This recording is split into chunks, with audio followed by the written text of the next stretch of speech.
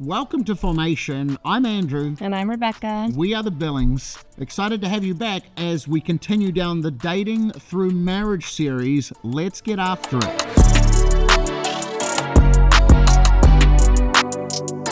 So if you've been following along in the series, we just completed 3 podcasts around dating through engagement. And so we're going to pick up right now engagement, being that fiance, all the way through to the altar and into that early season of marriage. What a time of life. Yes, I'm engaged. What now? So engagement, like we talked about in the last podcast, is an amazing time. It's one of those milestone, very exciting, fulfilling, blessed moments in life where love is pledged, lives are promised, futures are dreamed of, and just really beautiful romantic moments happen. Yeah, it's awesome. He's down on one knee, and he's putting out that ring, and I'm just reminiscing to when you proposed to me. There's tears. What happened when we proposed?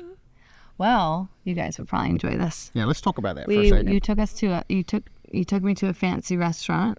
Fancy pantsy. And I didn't grow up going to fancy restaurants. So I was like, oh, this is cool. And then we got there and I was like, oh, this is the place that guys take girls to propose to their girlfriends. And I just laughed about it.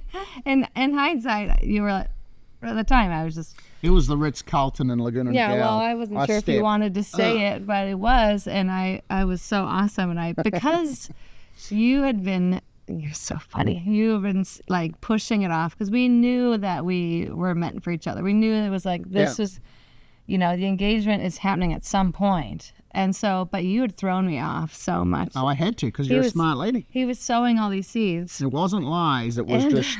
It was like diversions. Yeah, and so that's why I could make that comment and think nothing was happening because it's like And then we'd actually flown out to Southern California.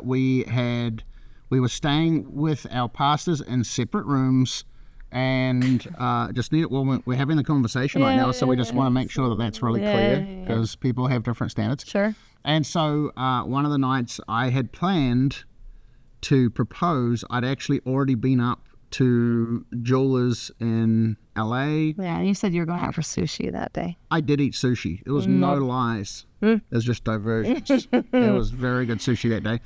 And that was not the most expensive part of the day. No. So, And so I got the ring, and then I had planned to take her to a really nice place, the Laguna Niguel, it was awesome. Ritz-Carlton. The sun it was amazing. Was setting. The food was amazing. So I went out and actually calculated when the exact sunset timing moment was, and then I calculated back from that to when we needed to start the appetizers. Yeah. So then when we would arrive, so we came in, we had the apps. It was the fanciest food I've ever eaten. Yeah, we had the main course. It was so awesome. And then I was like, let's just take a walk. Because that's what people did. Because there's this beautiful, like it's on the second level. At sunset. You walk down these steps and there's this beautiful terrace. And out on the edge of the terrace is a cliff that drops down and you've got this gorgeous Tuscany style, not Tuscany, like Portofino almost kind of like style of landscape around the ocean. There's this beautiful ocean side right down below that, and there's this little gazebo right out on the edge of the cliff. So it's like picture perfect. And so we walked out there, and as we get to the edge of the cliff, I'm perfectly timing it. The sun is coming down. The colors of the sun are just like it was amazing, painting the water and the ocean, the waves. It's just gorgeous. And all of a sudden, I see these dolphins jumping in the water below us. It's like quite magical. It's like a movie. It was amazing. And I'm like, oh my gosh, look at those dolphins. God was helping me out because I wasn't quite sure how to pull it off. And so she's looking, and she didn't have her glasses with her at the time. And so I was like, oh, use your camera. She had this little digital camera. Oh my gosh, she was zooming in trying to find it. And so I just backed up and I grabbed the ring. No, you put your jacket on. I put my jacket on, and I forgot that my ring, I was so nervous at the moment. The ring was in the pocket. The ring was in the pocket. And so it was cold. It was starting to get crispy outside. And so I delicately, while you were focusing, I delicately pickpocketed her with my own little ring box thing. It was awesome. And I took a step back, and you're like trying to find it. You're like got really zoned in on looking at these beautiful little dolphins. And I'm down on one knee. And by this stage, people in the restaurant had known because I told them this is what was going to happen. And half the restaurant was out on the balcony, So we didn't know that yet because I hadn't made a move. I'm down on a knee and I'm like, hey, Bex. You're like, what? And I'm like, Bex. Yeah, and she turns around and she's in shock. I've got the ring out. Yeah. And I'm like, will you marry me? Oh. And I was shaking and crying. Yeah. I was so caught off guard. It was very, very shocking moment in a most amazing way. Oh, it was awesome. And then we went back and sat at our seat, and we had nothing to say. We went into I went into a state of shock. I was just like, okay, what do we do now? It wasn't crazy. That we didn't know. It was just I think the adrenaline had kicked in, and yes, and the whole place went crazy. And they gave us this dessert, and I remember not even being able to eat it because I was like, "What just happened?" Wow. So engagement's an amazing it's pretty moment. Awesome. And it's just the beginning of lots of amazing feelings and processes. And so and so that has to be a very well thought out and prayed through step. Otherwise, it's just a romantic gesture. There has to be substance. You have to get to a place in the relationship where you know this is the person that's not just someone I love or I'm infatuated with, but this is someone that is going to be a sound, stable, dependable, reliable, integral lover and friend and teammate and someone that I can run with for the rest of my life, someone that I can, love and be loved by. And the Lord is all over this, and so you want to have that assurance right across the map. And then from there, like we talked about in the last podcast, you're now making a very well directed by the Lord and a deep conviction in your own heart that this is someone that I am deeply in love with. Like, if you get to a point where you're going down the engagement marriage trail and you're still not sure, that you've gone too far. You're not confident enough in what the Lord's been showing you to have that level of progression. So, it doesn't hurt to stay back if you're not ready for that. And so anyways, this is a moment where deep psychology can change. And this is an area where there are pitfalls that are just good to be noted in this moment. Yep. Because, during the dating process, it can be very easy to have this whole, we're not married, we're not going to sleep together, we're going to be very careful. But there's something about when a ring goes on a finger that it changes the mindset of like, well, we're pretty much married anyways. And you're not married, but the trap can be because the commitment level, the excitement, the passionate tension does rise because there's a progression and it's starting to become, love grows. Love doesn't just exist. Right. Love develops. So good. Yeah. And so it's something like we talked about in the last podcast where love will, and there's obviously 5 different types of love, but the erotic or the sexually or sensually passionate, intimately passionate facet of love will grow and want to express the other forms of love in a more physical way. And that's just, basically put, that's sexual interaction, any form of sexualized interaction, any form. And any of that outside of marriage in the eyes of God, according to the scriptures and according to the way the Holy Spirit, treats this stuff, is sin. And so we want to make sure that we don't change our psychology because, or our perceptions or our values or our morals or our compromise, or this is the big one, our rationalization. Oh, well, we're going to get married in a month anyways. I guess it's a whoopsie, but okay. Right? You want to still maintain that because if you remember Joseph, before even the law, the 10 Commandments, Potiphar's wife comes after him and he says, how could I sin against the Lord? That's before even the law is in existence. And so we have to understand that this is not just a little whoopsie. And if there has been sin, there's grace, but there needs to be, grace cannot be there to empower a compromised culture. Grace is there like a ladder out of a canyon or a trough or a pit to get us out of a dependency or a accidental or a intentional incursion in sin. So grace is a vehicle that empowers us to leave sin, not remain in it. Right. And so I would encourage you, it's far easier to resist this area than to deal with the fact that there's now some kind of boundary that's been crossed. Because once you cross that boundary, the fence kind of is broken. And so it's really hard to see where that's going to be anymore and once it's been crossed, it's easy to cross it again and then again and again until it's like we give up and it's just who we are. Right. You know, and it's a way of actually pulling some of the blessing off what's happening and pulling some of the peace out and pulling and future issues in marriage. So that's just out of the gate. That is a really intentional warning. Yes. But, you know, don't allow this amazing, exciting season to be tainted and marred by sin, compromise and rationalization and sin. It just cheapens the wedding night. Do you know what I mean? Like, it does, yeah. And the amount of people, because we do pre-marriage counseling, which we'll mention later, but the amount of people that have actually slept together in the engagement period and they stayed pure the whole time, and then the ring goes on, and it's just like, man, all that effort, all that resilience to stay out of sin, and then the second the ring comes on, it's just like the compromise comes in, and you see the disappointment in people's eyes. They're just like, oh my gosh, heaviness. And you don't want to cheapen what you have worked for. And even if you've like slipped up in the dating period or something happened, it's like, and then you remained pure after that, to then put a ring on your finger and go and do that, it's like, it's just it's a grief. It's a grieving thing. And so straight out the gate, that's the first thing we'll say, is that the temptation is there to sleep together as soon as that ring is on the finger, because, and the enemy, you know, he likes to twist and pervert things, and he's just like, oh, it'll be all right. You guys are like pretty much married. And the amount of people that have had kids, and then I've, you know, known handful of women, it's like they were guaranteed a wedding with someone, and they had a baby, and then they got left. And they were like, I would have never ever slept with anyone, but we said that we were going to be married. We said all these things, and it happened to them over and over, and they compromised because they thought they were assured the wedding day.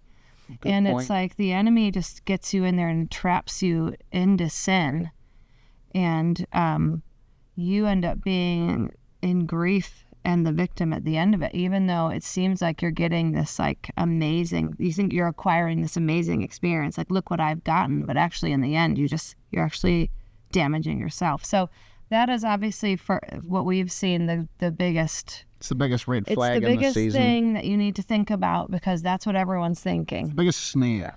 And so that's straight out the gate. After you get engaged, remain pure. And the Holy Spirit is there to help you. You know, marriage was God's idea. He thinks it's awesome, but it's within the boundaries of what He set in place to protect you. Right. And so straight out the gate, when the ring goes on the finger, you almost have to fight harder to stay pure. No, you do. Than when you do have to fight harder. Than when there was no ring. Because like before the ring, it's like, oh, I don't know, maybe, yes, okay. Oh, and then the ring goes on. It's like, oh, no, you gotta take up that resistance another notch, and really good. Go forward with accountability with whoever you're being accountable to, and say, hey, you know, let them know I'm struggling, and they'll be there for you, and that kind of thing. So I think that's probably the first and most important thing to note after the ring goes on the finger, is that you better take up that resistance. Yeah. And, you know, that being said, once you're engaged to when you're married, this is a very important time to build the future infrastructure of your marriage. Right. This is not just a time to float and enjoy, although that is a huge part of it, like not the floating, but the enjoying that season. But it really is a time to be called into an intentional building and working through things. The engagement period is where we actually will normally pick up people with what we call pre-marriage counseling. Which we recommend everyone does. We highly recommend everyone that enters the season to do pre-marriage counseling with a seasoned spiritual leader that has worked around marriage. So someone in your church, not someone that's been divorced 5 times, someone that actually has a very healthy marriage with children, not just someone that's married a couple of years, someone that has been married with children, possibly even grandchildren, someone that's very mature, well-respected, and so, a couple. You want a male and a female perspective in this. The statistics are that when pre-marriage counseling is really walked through in detail, so we're not talking about a couple of sessions, we're talking, we normally do 9 to 12 sessions Yeah, so many. It's so We many. do a bunch. It's like a lot of work. Yeah. From the counselor's point of view, it's a lot of work. So first thing I'll tell you is make sure you honor the time of the people that have taken it, because that's like a serious schedule commitment. They're literally getting involved in your future. You might even want to find a way to bless them in some way that shows value for the time that they've invested in you. And it should take time. Shouldn't be a 2-day thing. It should not be a 2-day thing. Should take time to go through stuff. This is a very deep thing, and you're going to find that stuff in your relationship comes up that you didn't even know that you needed to pay attention to.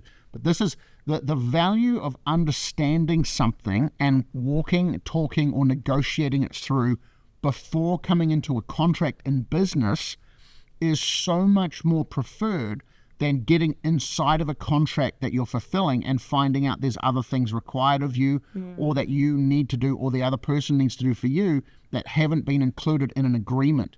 And when that happens, it strains the relationship. Now, bring that inside a marriage. If you don't talk through things and there's huge value, cultural, habitual differences, communication differences, different cultures, you can have major marriage crises that come out of this. So being able to talk this through in pre-marriage counseling, where a third party, that's not just you and your fiance getting a book and reading it through together. Yeah. That's a third party being able to speak into your life, ask you questions, make statements, draw truth out of you, and get you to then go and meditate and reflect and then come up with separate answers. With, like there's certain things that you'll answer together, but there's certain things that you'll actually be asked to answer and come up with and kind of put into writing or thoughts separately and then bring those together. And it's going to take some of the fantasy, candy coating off it, and it'll bring some reality to, you're not building a sandcastle, you're building a house. Yeah. And some of these things you've just never talked through because there's never been opportunity in that dating, I'll call it Disneyland experience. Can't go deep enough. The one thing in dating, and I think we mentioned this in one of the previous sessions, is that it's just, I don't care how much of an authentic person you are or how insecure you are, everyone that walks through the dating process is trying to portray the person that they believe and perceive the other person is wanting to find in you. And so there's some measure of acting happening. There's some measure of putting on a certain persona, front presentation, wanting to please, wanting to not be rejected, wanting to make this work. And then as it moves more towards the reality of marriage and then, years down the road, the real person comes back out. And it's important that, and I'll tell you that almost every single relationship does this. You'll deny it if you're in it. You will think that it's not true, but then years later you'll turn around and go, oh, wow, yeah, there was a little bit of that going on. And so, when someone's buying a car, you don't want to sell them a beautiful car with a 10-year-old engine in it. Like something that looks like it's a brand new car, but it's got an old engine in it. You want to have the honesty and transparency of, this is what I really believe, this is what I hope for, this is what I'm, valuing, this is my habits, this is my family culture. And so here's the statistic. If a couple walks through pre-marriage counseling, the chance of divorce drops by 50%. Yeah. That is a massive statistic. Yeah. Massive. So compared to everyone else, if you invest pre-marriage counseling into your future, the chance of or the percentage of divorce is lowered by 50%. That's pretty awesome. That's amazing. So it's highly valuable. So, as you move towards this, doing this, even if you did one session every week or two, you're talking, anything from 10 to 20 weeks. So you want to allow a pretty good amount of time, depending on who the person is doing marriage counseling and how deep they're willing to go with you. Yeah. You want to have enough time. You don't want to rush that, because it's kind of like if you can read the whole book in a day, but how much of that did you retain? Yes. And so when you come to marriage counseling, there's different topical things that you'll work through. For instance, finance culture. Oh, everything's the same. He pays when we go out for dates. No, it's far more than that as you start moving towards things. Yeah. It's like, you might be someone that likes to save and really doesn't, spend too much. the other person actually has an emotional retail culture where there's a retail therapy there, and they've got no problems putting $3,000 on a credit card in a day and not sure how to pay it off. And so that needs to be talked through. We built things into our culture where in the early days we didn't have a lot of money. We would say, okay, anything over a certain amount of money, we're just going to bounce off each other. We're going to make sure that everyone's happy with that. Because then it's not, the husband or the wife coming home with bags full of, fashion if it's her, or maybe it's, fishing or hunting gear or some kind of outdoor rugged stuff from Cabela's. If it's him, if you're in America, right, sports gear, or some trip or something, and there was the other person was focused on saving for that deposit on a house, and someone just went and spent $10,000, and like, what's going on? So this can cause major strains. So almost the number one fight reason in marriages that leads to divorce is finance. Having a different culture around finance. So it's simple things like this that don't seem like much that can become a giant wedge. It's very interesting, because one of the things we teach in this pre-marriage era is some of the little quirky things that cause you to be curious and attracted to that person end up being the thing that frustrate you with them later on. And then you kind of come to this kind of balanced thing, and then you become attracted to them around those things again. It's kind of very interesting. And so, but it's really important to actually have this input, this investment. It can be things as simple as the way communication styles. And I think this day and age, people's tendency is to just gather information. I mean, you're watching this video and gathering information, and they just think, I think a lot of people think that they can just go online and listen to a couple pre-marriage podcasts and just get the information and think that's going to be it. But that's not data collecting. That's not what we're talking about. This is like where you're sitting with a person. I know, shocking, actually. It's almost a personal audit inside of the relationship. Well, and I mean, counseling is counseling. It's not an information transfer. When you go to a counselor, you're sitting with them. And I think this kind of counseling is you sit down and you talk things through back and forth, and you allow someone else outside of you to examine and help and give you advice. And so, I can just sense people watch this and be like, oh, sweet, I'll just go to this marriage podcast and sort it out. Like, I'll go find out, how do I figure out finances with my future spouse online? No, like, go find somebody. And there's so many counselors out there. It's preferably people in your church, like elders, and leaders, people pastors. People who know you, that would be great. People who can help navigate you and because we've seen people, this is a really crazy thing too, even in the in-person counseling, they like give the most fake, surface, poetic the answers that they believe are the right answers. And because we knew them, they attended our church, because we knew them, we were like, that sounds really pretty, and like you got it off of a movie scene, and that's great, but there's no it's idealism, it's not honesty. It's Hollywood, and it's like there's no substance to that. And so there was an advantage to us knowing them, because we could be like, okay, what do you really think? And so if you were praying and asking the Lord, okay, like it might be someone that's already there around you that can speak into your life and do your marriage counseling. And it's important to dig deep in that, because when the ring goes on the finger, it's like for some people, everything becomes about the wedding. And it's like this all-consuming major event. And really the emphasis needs to be on this counseling, this pre-marriage moment, because you're going to need a lot of support. The people say it takes a village to raise a family, but it takes a village to support a marriage.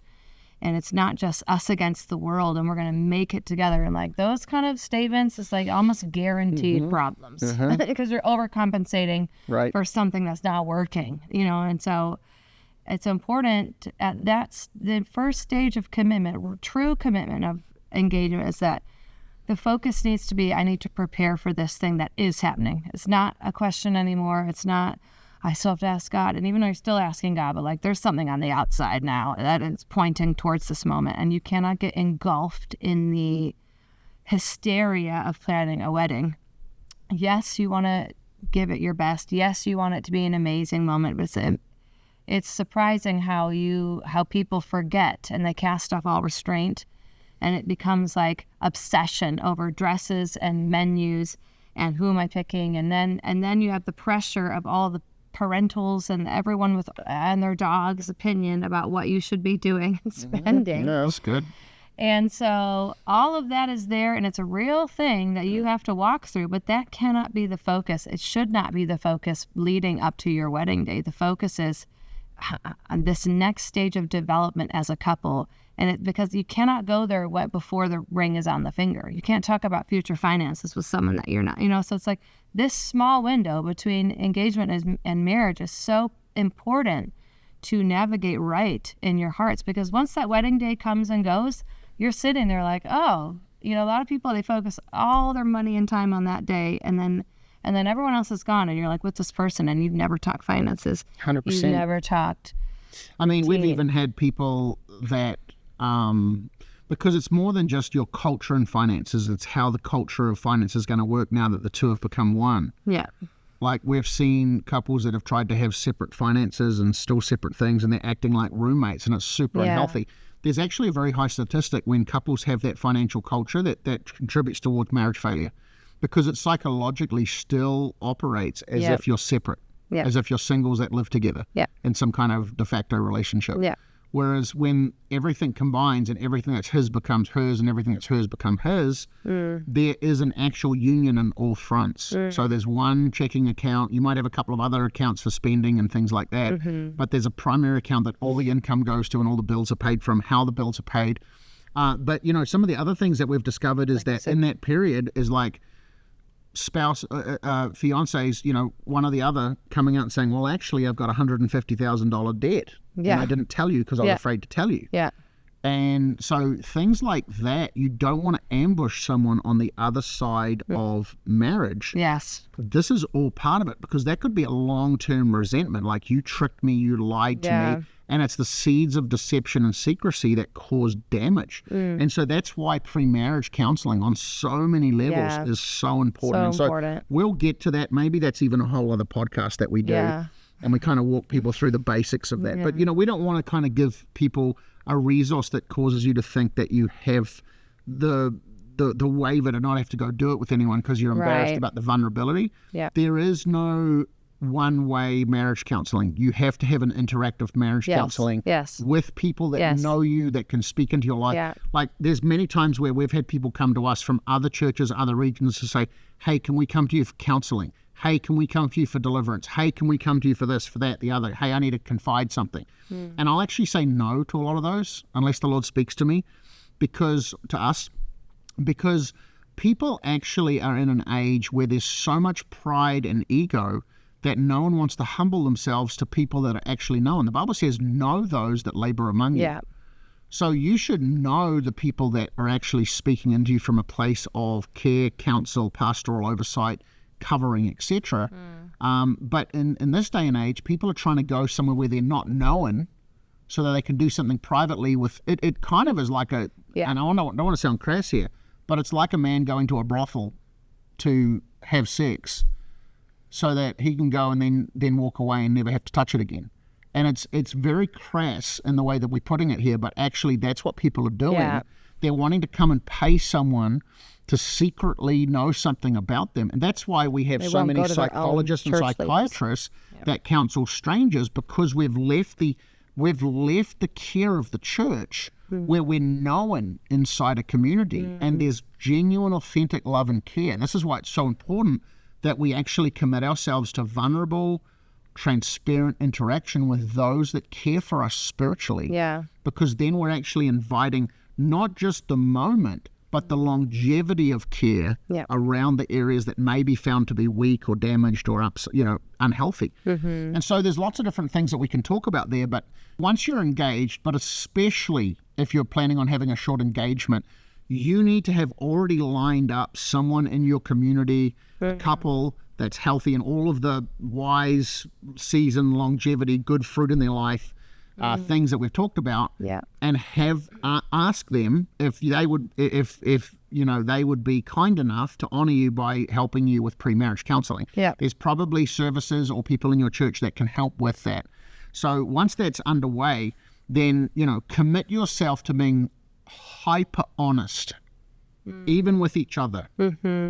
hey, look. Brutally honest. Yeah, hey, look, we've really enjoyed this process. It's time to talk some, real factual business stuff about each other. Yeah. There's going to be some amazing stuff that comes out. There's going to be some awkward stuff that comes out. Like, for instance, you come from 2 different ethnic cultures. You come from 2 different financial cultures. You come from 2 different value systems. You come from 2 different denominations. You have to start looking at this stuff and not just think it's all we're just going to live together and honor each other. There's so many layers. At some point, clashes will start to happen. Yeah. Like, another big one is, what does disciplining children look like? Yeah. If you have one thing and the other spouse has another, at some point, it's all cute until kids come along. Because once kids come along, different value systems will start fighting. And it brings up your childhood trauma. It brings all those things out. And so we have to make sure that we're not obviously living out of trauma and we're moving towards healing and health. Yes. And that we're looking to find what's best for the marriage, not what's reflective of my past necessarily. Yeah. And that's not a compromise statement. That's when I say what's best, I mean what's actually going to bring health. Yeah. Not what's going to bring peace. Because sometimes peace is a lack of principle. No, that's just being compromised. Yeah, peace. Some people, peace is just ignoring things so that I don't have to feel disrupted and peacemakers, not peacekeepers. Yeah, and yeah. So this is why pre-marriage counseling is so important. I mean, we've emphasized finances, but communication, like you said, raising children and things that you just do not consider when you're dating or you can't talk about. Right. And so it's important to go down all the avenues you can, as many layers as you can of what a future marriage family looks like before you cross that line so that you can prepare your heart and get an idea of where that person's at on some things. And honestly, we found too is that people thought they were A-okay. And then we ask a question like, how do you discipline their children? And then this huge wound comes out of nowhere. No one even saw it coming. I mean, one time we had someone just completely manifest a demonic stronghold. Yeah. And we had to have a deliverance session right there. And it was like, and it was, they talked, they dated, all the things, and they thought they were yay and it's all great. But then it took a unique circumstance to pull out some information and it was scary, and for us it was like, okay, this is a big red flag, and also you're not ready to be married yet if this is here. So it took a unique counseling session, which you can only do after the ring is on the finger, to bring out this deep wound in this person. And the amazing part about pre-marriage counseling is if it's done right, it'll trigger anything that is a potential trigger, and it'll cause you to see, am I ready for marriage? Yeah. Because we all think we're ready, right? Like we all think, yay, and I don't hate anyone, or I don't watch pornography, so I'm great. And it's like, okay, well, and part of the design of pre-marriage counseling is to challenge you to see if you are ready. And it's a good way to kind of say, yes, you are ready, or no, you're not. And it's another level of maturity in a relationship development that can only happen after that ring goes on the finger. So that really, it should be the main priority, is to get the counsel that you need. And like Andrew was saying, with people, preferably with people who know you. And just rounding off what you said earlier about that, when people come to us from other churches, and it amazes me, it's always churches that are bigger, more resource, so many pastoral, and they want to come to us, and we go, you know what, it's like a dirty little secret. We support you as a couple, but this place belongs to people who are shepherding you. This belongs to them first, because you're committed to that place. And this isn't like some sort of multi-choice pick the pastor for what I want moment. It's like, that's what accountability is. It's like letting people see everything who know you. Yeah. And so, I mean, really, if I could just say this, like a good counselor will actually smell the smoke and get to the source of where the problem is. Yeah. And a really good counselor will even tell you, I don't think you're ready for marriage yet. Yeah. Like a good counselor, I know of some very well-known Christian marriage counselors who will actually say, My job is to figure out if you even should get married. Yeah, and if it's going to be a disqualification, it's better to disqualify here than in a divorce court. Yes. Right? Exactly. Because divorce God hates. Yeah. I mean, that's the scriptures say that God hates divorce. Now, God has allowed divorce because of the hardness. And there are some situations where people are horrible and danger, terrible things, and people need to do that, and I'm not against that. But at the same time, there's a lot of things that come up. But the one thing I wanted to say here is that in this process, when you're sitting there and your fiance has a weak or vulnerable or wounded area, or even a psycho family culture that comes up, because I mean, honestly, you only know what you've been raised in. Yeah. And so for whether some you people, believe that their or not, truth, it's true. Yeah. Well, their reality is based on the examples they've had, and some of them they've not come to the conclusion yet that it's unhealthy. Right. So in the engagement process, especially in the pre-marriage counseling, you're learning how to nurture, care, and be a caretaker of the other person's life for the rest of your life. So as these things start to come up, it's not something to be grossed out on. It's something that you can lean in and say, okay, I need to look at this objectively, because there are some things that could be deal breakers. Mm-hmm. Yeah. Like if it comes out that this person's been sleeping with other people, like there was a guy that I knew, and I knew him very well, and while he was engaged to one of the leaders in the church, he was sleeping with, it wasn't my church, it was a church that I attended earlier in life. He was sleeping with multiple other women and seducing them. And I found it one day, and I'm like, I'm not going to cover this up. I'm going to go to her and tell her, this is what's going on. And you need to make a decision whether this is something you can continue in or if it's a deal breaker. Because for me, in my world, that's a deal breaker. Yeah. That's 100% a deal breaker. And, unfortunately, that person didn't break it off. They continued, and then on the other side of marriage, it got even worse. And really, really tragic stuff. And you have to be objective. You can't just say, well, I've come too far now, I'm too invested. There's certain things that are deal breakers.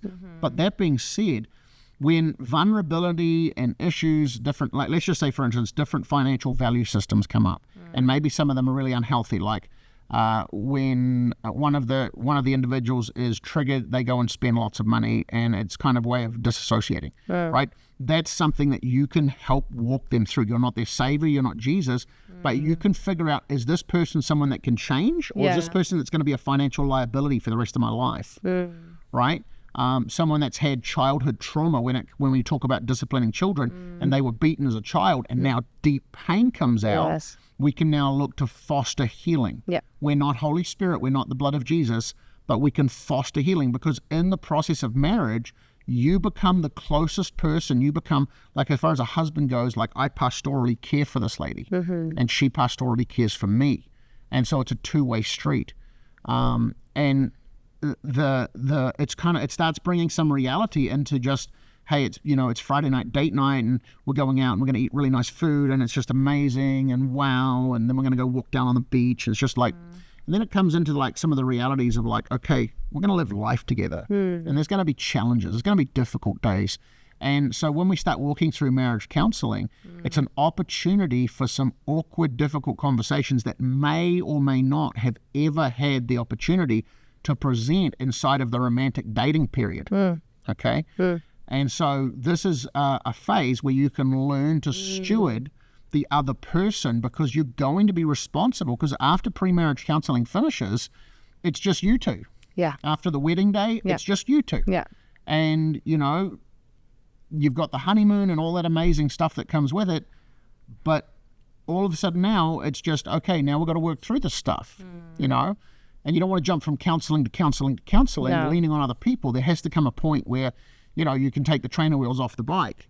Yeah. And so that's kind of a huge part of this engagement phase. There's all the planning, obviously there's the in-laws and the outlaws and everyone trying to get in on controlling the wedding, all of that stuff that comes down with that.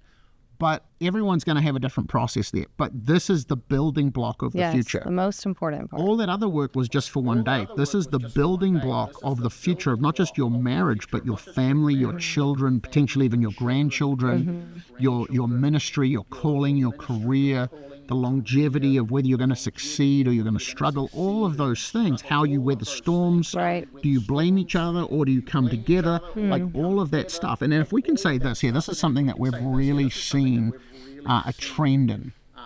And this kind of almost backpedals into the dating era. We've seen two different types of couples, and I've seen this consistently. You'll see in the dating era, you'll see either a couple that is just everything is great, living our best life now, and nothing ever is wrong. Instagram is on point. Instagram life. Yeah. And then you'll see the couple that has bumps in the road and arguments and borderline, clashes all the time, and it's just kind of messy. They love each other, but it's messy.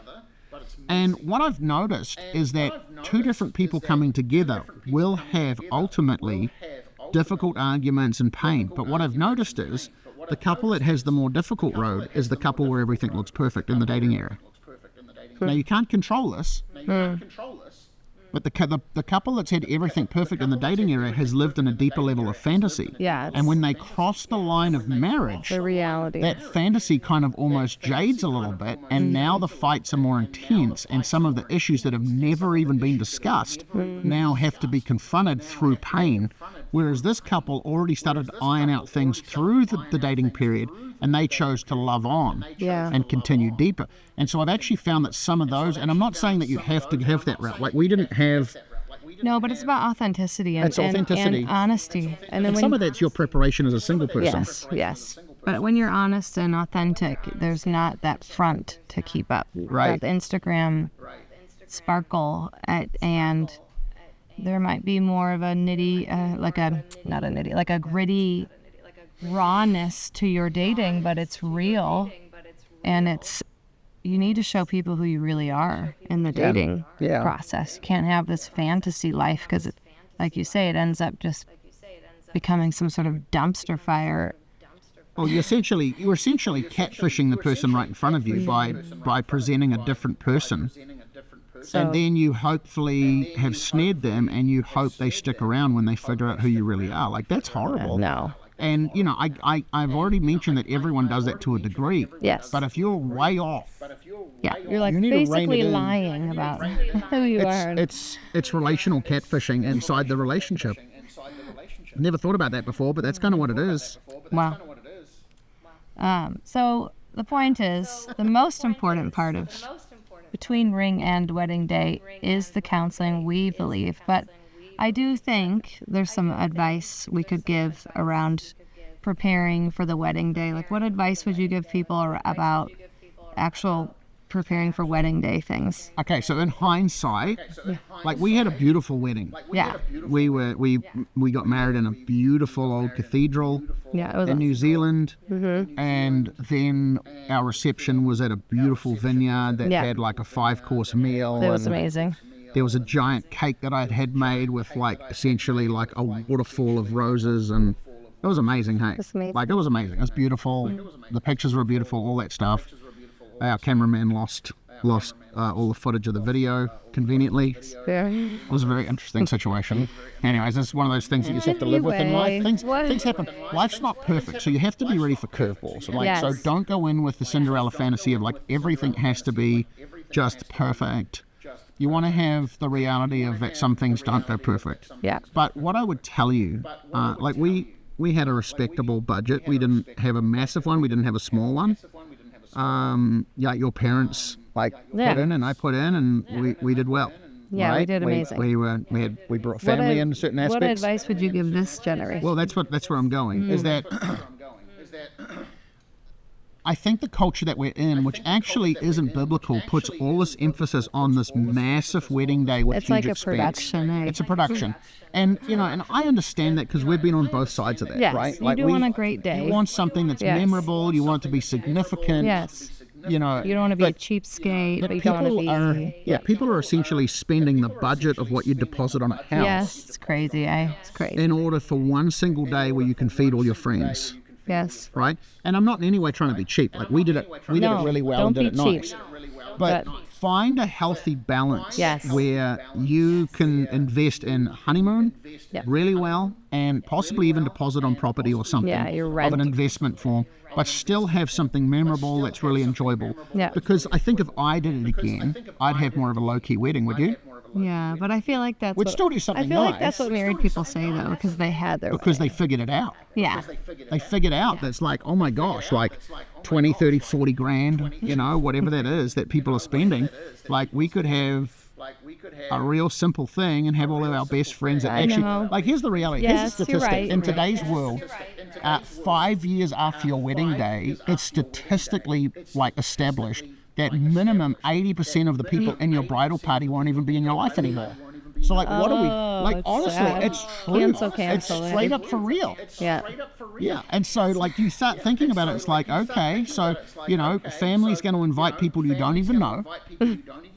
Like, let's just get real here. Is this like on Savage podcast? Nah, I think people want the real. We're giving you the real. And, you know, my advice to add to that is you don't stay in the spirit the whole time. Just didn't act like a crazy pants. Totally soulish, emotional damage. Like crazy pants. People call it, what do they call them? Bridezillas. Yeah, 100%. I'm not saying there's not groomzillas, but whatever. What I'm saying is, you like walk in the spirit, you're so careful, and say you were careful. Let's just say you were amazing and careful, and then the ring goes on the finger, and then like this soulish crazy pants rises and wants to plan this most crazy, and then you're totally in the flesh for all the wedding planning. Yeah. All it's like this flesh comes out, and it's like We've seen it. You need to stay in the spirit when you're planning your wedding. And this is another thing. It's like, this is your wedding. Do what you want. And this is where in-laws, outlaws rise up, especially if they're helping fund it, with all their opinions, and they want to push you around with their money because, I mean, we didn't have this, but we've seen it so much. Yeah. They push you around with their opinions because, well, I'm funding this, so I get to make choices. And it's like, you know, you're actually better off to have less money and decide what you want for your day, because this is your wedding. Because if you have the best wedding day but it's stressful and you feel anxiety, was it worth it? And it's not everyone else's wedding day. This is your moment. And so don't fly off the handle and be totally in the flesh while you plan it and honestly get fear and anxiety and pressure and stress. You know, you walk in the Spirit all the way through. Yep. The Holy Spirit's right there with you. Marriage was God's idea. He wants to celebrate you more than anyone. Right. But you need to make sure that you're reining in that soulish pressure, the flesh, the fear, and also the volume of everyone else's opinion in that moment. Like, you need to make sure you're having your quiet time with God and you're centering yourself in His presence, so that when all these people bring all this stuff, you know you have a response because you've thought about it, you've planned it, and you're centered in your spirit. It's really good. And I would say, I just add to this, is that you have to dream beyond the wedding day. Yeah. Because if your whole goal is the wedding day, you're going to get the wedding day done and go, well, what now? Like, okay, cool, we have a honeymoon, we're going to go out and make love, it's going to be amazing, we're going to go to some beautiful place and just hang out and sleep. And honestly, because you're exhausted by the end of the wedding, and it takes a few days just to kind of catch your breath and kind of like recover. And just take in, because the day, you'll spend all this money, and honestly, you can ask anyone that's married, the day goes so quickly, it's like you didn't even realize that it happened. Yeah. Like, it really genuinely goes so fast. And I've officiated so many weddings that you just watch it happen. And everyone else, the day kind of goes a little slower, but the person who's had all this emotional energy and all this anticipation, the day goes a lot quicker than what you thought it was going to be, this like real precious moment. And it goes right in front, and you sit down and everyone's eating, and that's like, you know, at least, you know, a half of your budget went into everyone eating for about 30 minutes. And so, like, honestly, we're just going to talk objectively about it. I'm not in any way trying to tell you not to do it. I'm just saying, hey, look, if you're going to invest, you know, if you're in the United States, if you're going to invest 40 grand, do 20 grand for a wedding and put 20 grand in as a deposit on a house or an investment property or something like that. Find a way so that you can build beyond just the wedding day. I mean, it's probably the businessman in me talking right now. No, but it's good for people to hear someone on the other side say it. And this another thing I'll say is, please make sure that you're kind to people all around you in this process, because the world is actually still turning outside of your wedding plans. 100%. It's a good people word. get in this funky spot, and then it's like they're rude to people because they're stressed, and and they forget all the people that helps them get to that place, like to be able to even, they supported you, loved you, and you're just like barking demands at them, and you're forgetting that, and you're forgetting your own parents, and it's like, there is life outside of this wedding day, and please ensure that, again, if you're walking in the Spirit, please be kind to people. Thank them when honor them. Thank them, appreciate them for all the things they're doing to help, because it does take a lot of people to put a wedding together. Be kind. Like make sure that kindness and that appreciation is there in this process. Because again, you'll get through the wedding and everyone will be like, see you later. Outside of all your paid services and contractors, all the family members that are giving tons of time, family members and friends that are maybe like building the flowers or whatever that looks like, helping with organize, or like, the wedding planner or whatever it is, even the officiant, your pastor or whoever that is, I would find financial or gift ways to honor their time. Show appreciation. Don't be entitled and take it for granted. Yeah, and use them like a servant. Yeah, because people have put a lot more effort into that than you realize. And so you want to be the person that people remember who was an honoring dignitary in your own wedding. Yes. We had a lot of people comment about that about us. They just saw such a regal grace on us. I'm like, I think that's honestly just stewarding honor. And that's the culture of heaven. The culture of heaven is not just honor in word and flattery, it's actually honor in action. Yeah. And so you want to make sure that you're actually able to do that, and then you can walk graciously in your own wedding day. Absolutely. Not with like this tension that makes everyone feel like they're on edge. Yeah. So getting to the wedding day matters. Obviously, I would highly encourage you, as you get closer to the wedding day, as you're more tired, intentionally spend more time with family and friends, talk, connect, but don't allow the familiarity of physical interaction to get blurred. But that's the number one killer in this point. Yeah. And talk through everything. Make sure you're working through all of the stuff with your pre-marriage counseling. Get all the bills paid ahead of time. Take care of everything. Even assign certain tasks over. 3-4 days ahead of your wedding, you want to actually have delegated most of everything out, so you can rest, you can calm, you can spend time with the Lord, and when you get to your wedding day, you're rested somewhat and you are grounded somewhat, so that you can step in and enjoy the moment the best you can. It's probably a good piece of advice. Yes, and this can be one of the last pieces of advice, and this is what we tell people in our own marriage counseling with other people, is that write your vows 2 weeks before you get married. Yeah, so anyone that I officiate a wedding Don't for, write them the day before. The vows must be handed over to me 2 weeks prior to the wedding. So like 14 days ahead. It's just good advice. It takes the pressure off, and you can be more thoughtful about it. Like, we've had people write it on a random piece of paper, morning of, day before, and it's just thrown together, and it's just like, come on, man. So the worst situation I ever had in a wedding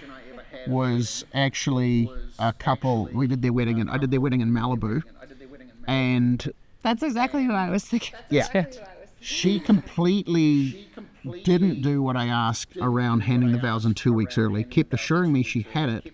Come to find out, she waited, I think, 45 minutes late to walk out of the bridal suite into the actual ceremony.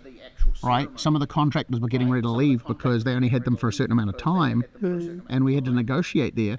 But she waited, I think, 45 minutes because she was stressing out in the bridal suite writing her vows. On like a janky piece of lined paper. That's so distressing, and you're inside such a heightened emotional tension that and you haven't had time to actually rehearse that in your heart. You don't articulate well in those moments. Yeah, so like honestly, that's probably one of the more distressing moments I've seen.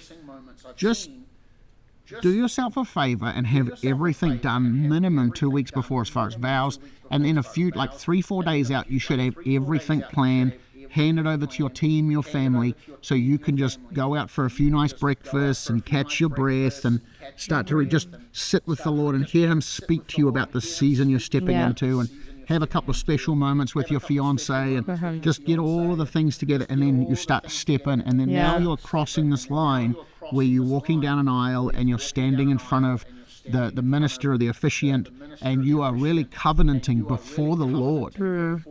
He is standing there presiding over the wedding. Like that's what I love, is when you see that bride come down the aisle, you actually feel the glory of God come into that place. When God's invited. When God's invited. We've been to weddings where he's not. That's a really good addition. Well, it's yucky. You're like, this is weird. Yeah, it's super weird.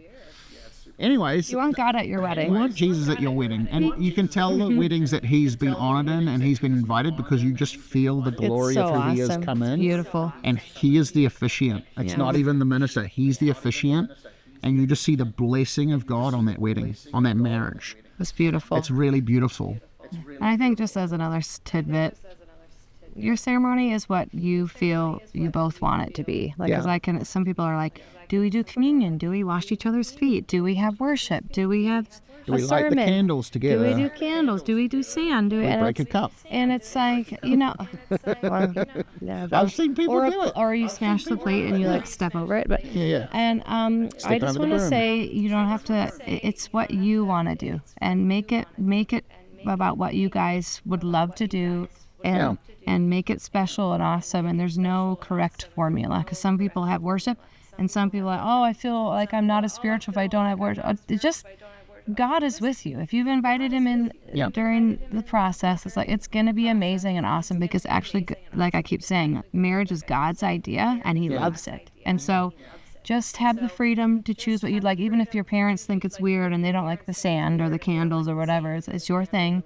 And I feel to say that to set you free to be able to be creative and celebrate how you want to. It's really good. So that's it. It's really good. Well, we're going to wrap up this session now, and we're going to land. Next session, we're going to jump into everything that happens after you say I do. Early years of marriage. Early season of marriage, because there's just a very different dynamic in that period. It's both exciting and it has challenges. It's really the amalgamation or the joining together relationally at more of a consolidation level. It's two, if I could put it as raw as this, it's like two rough pieces of rock coming together, and there's some sparks and some chips flying, but it starts to smooth out and it finds a synergy.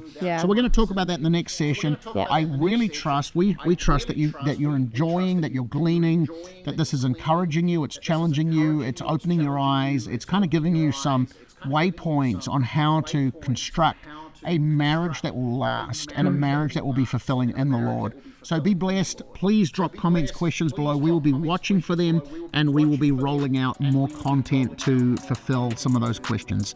God bless you guys.